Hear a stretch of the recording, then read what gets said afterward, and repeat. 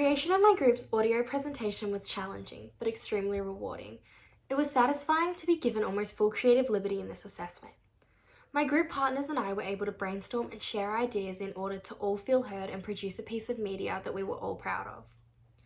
This was by far the most successful aspect in the creation of our media audio.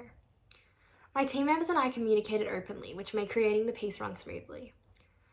As for the problematic aspect, I found it challenging to collaborate as a group in an organic way due to 3/4 of our group falling ill due to COVID.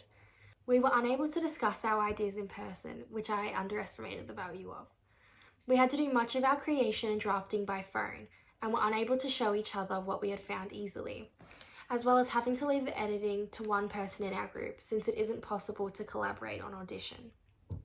A key theoretical concept that I learnt from the Week 7 reading Speech, Music, Sound by Theo van Leeuwen helped me to engage with my audio media project about YouTube. In this reading, Van Leeuwen discussed the importance of having your audience be able to listen at some parts and just hear at others.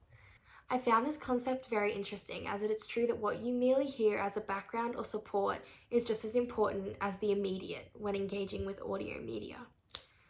In my case, the research being presented, we wanted to be the immediate and to be closely listened to. However, the sound effects and music we used aided in keeping our audience's senses engaged so that they could absorb our subject. I think the most important affordance of audio-based media is having a clear and engaging delivery of the subject that the audience will be able to stay engaged with in whichever way possible.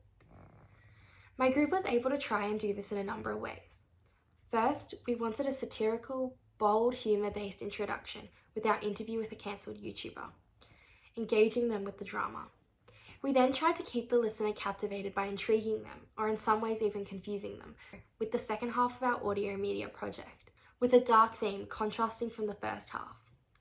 In some ways keeping them on their toes to keep listening. The most vital thing I learned about the collaboration process for this project that would be relevant to my broader development as a media practitioner is the importance of honesty and compromise.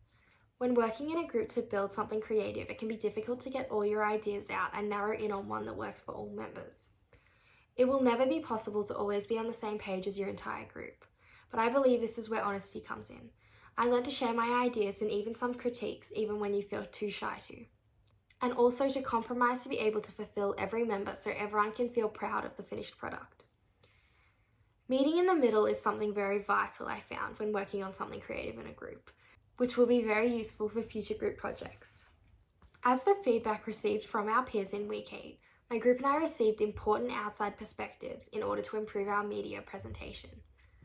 Some peers in our class mentioned that some sound effects such as booing and the censoring beeps were jarring. We took this feedback and removed some sound effects that weren't necessary to our piece and disturbed and interrupted the flow. We also changed the censoring of words to be less loud and cover less of the word, as well as shortening our introduction of apology videos to keep the listener engaged. We also took feedback from our tutor and tried to make the transition from our telephone helpline interview to the contrasting dark section flow better, by adding audio and script to create a more logical flow. Thanks for listening. I hope you enjoyed our audio media presentation and enjoyed this vlog.